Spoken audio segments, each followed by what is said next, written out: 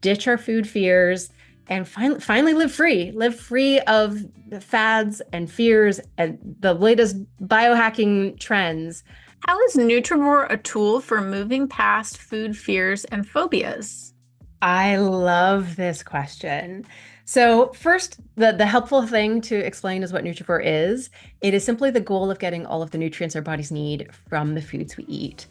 We're used to thinking about diet. We're taught to think about diet in terms of this long list of toxic foods, right? Inflammatory foods, junk foods, no foods, right? We have all of this language that we use to talk about foods that we don't eat or that we feel we shouldn't eat that really results in the moralization of foods, right? We think of foods in terms of good or bad, and then we think of ourselves in those same terms when we eat those foods. So if I'm eating off of my yes food list, I can think of myself as a good person. If I indulge off of my no food list, then I might call that a guilty pleasure. It might drive that like guilt shame loop that can then mean that I fall off of my proverbial diet wagon, right? And all my health behaviors start to unravel.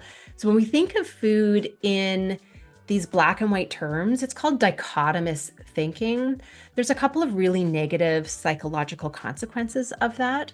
So one of the things that happens is it actually increases the risk of emotional eating and what's called disinhibition. So disinhibition is that moment where I ate something off my no list, right? I broke my rule, and then my health behaviors unravel, right? It is the thing that drives the diet yo-yo, right? That on again, off again diet roller coaster.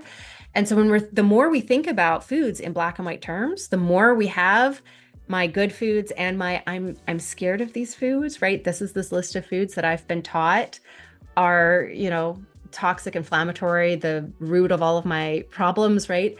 The more we have that like fear versus it's still fear, right? Driving, choosing foods off the yes food list, right? That's still a fear-based choice.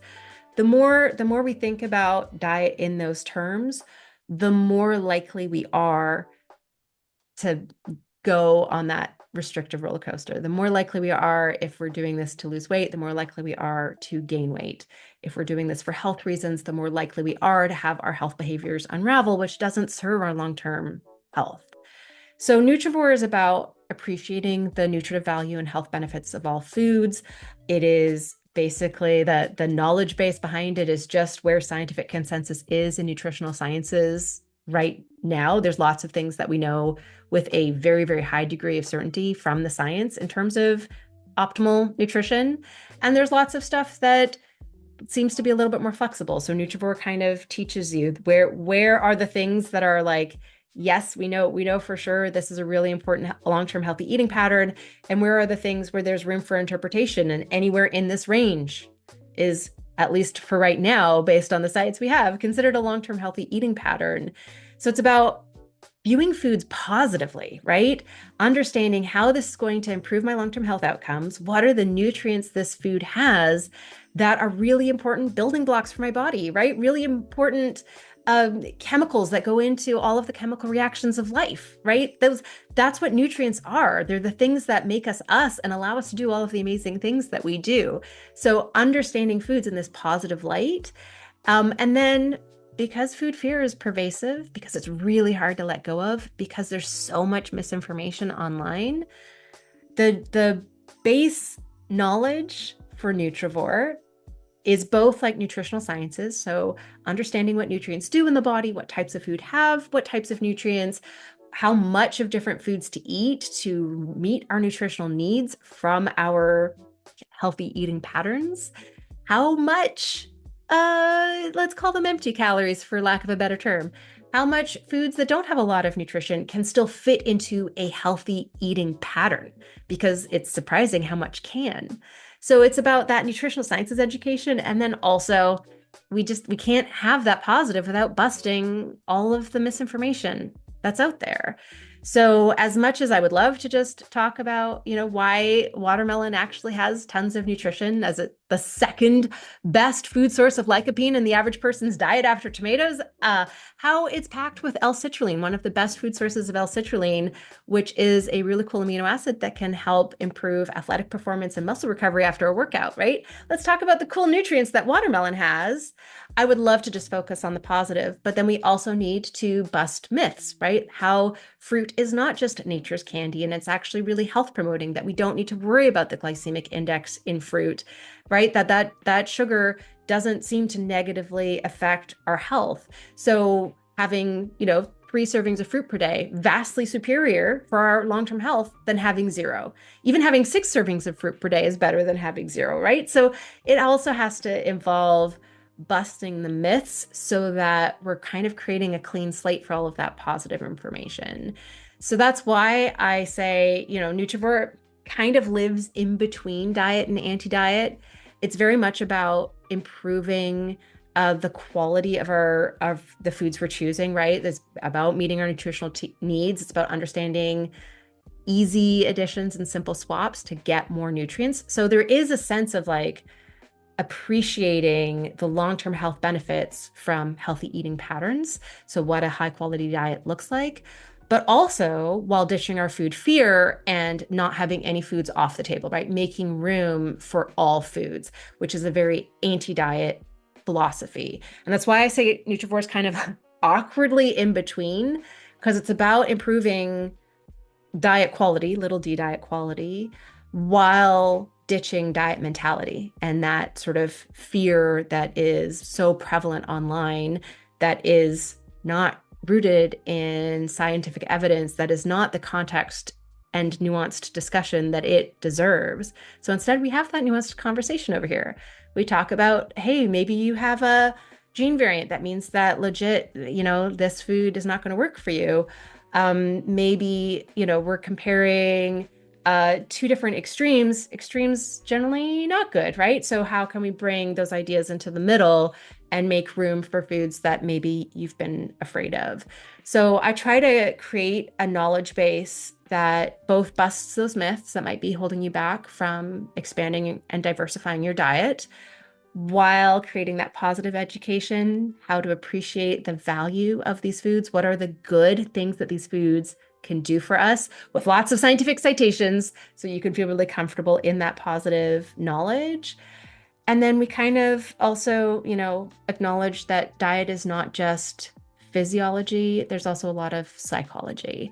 So getting away from that moralization of foods and that restrictive mindset with foods, that dichotomous thinking around foods, so that we can set ourselves up to adopt what I would call sustainable nutrition, right?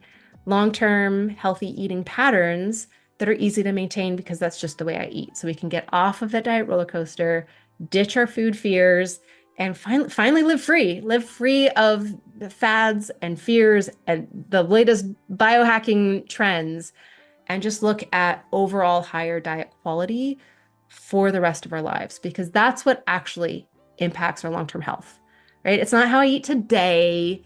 It's not if I had a perfect day, right? Whatever that would look like. Does that matter for my risk for cardiovascular disease in the future? No. What matters is how I eat on average over months, years, decades. And so we're looking to adopt healthy eating patterns as lifelong healthy habits. And that necessarily means not dieting, right? If we're looking to adopt long-term healthy eating patterns, we can't do that when we're thinking about foods as good or bad.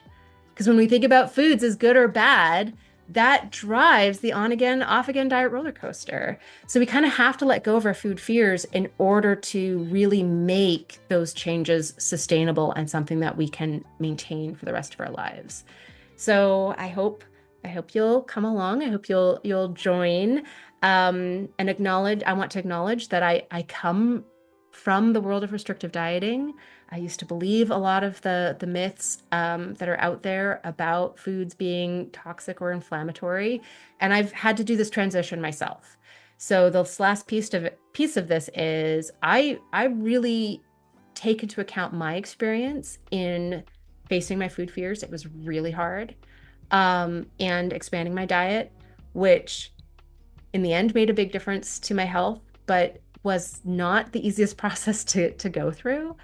And I take that experience and I also consider that in the educational resources that I create, because I don't think it serves you for me to um, create like this is, like that sort of the same way food fear is kind of a little bit angry, right? Be terrified of this thing. I don't want to create a positive knowledge base about food with that same level of intensity and anger. I don't think that helps the conversation at all. So I really try to create a space where you can feel safe learning information that maybe contradicts something that you learned online, maybe something that you were taught by someone that you respect, that you look up to, that you have a parasocial relationship with. That is really tough to kind of feel like we were misled. And so I also try to write nutritional sciences, myth busting, but also all of that communication with compassion, because I know how hard it is to feel like I was the victim of misinformation. I fell for it. I, you know, like um I I was, a sucker, right? That feels terrible. So know that I've been there too. I know how it feels, and everyone's there. I mean, that's the challenge right now, is that there's so much misinformation about foods and diets online. It's kind of impossible to use the internet and not be inundated with this misinformation, and buy into at least some of it. So please know that I understand how you get there, how you get to the place where you've learned things that are wrong about nutrition. And I keep that in mind when I'm creating my educational resources, so that I can make it as comfortable as possible, even though it's an uncomfortable experience to get out of our little confirmation bias bubbles of safety. So Nutrivore is yeah, it's your place to learn positively, ditch food fears, and hopefully learn what you need to adopt healthy eating patterns for good.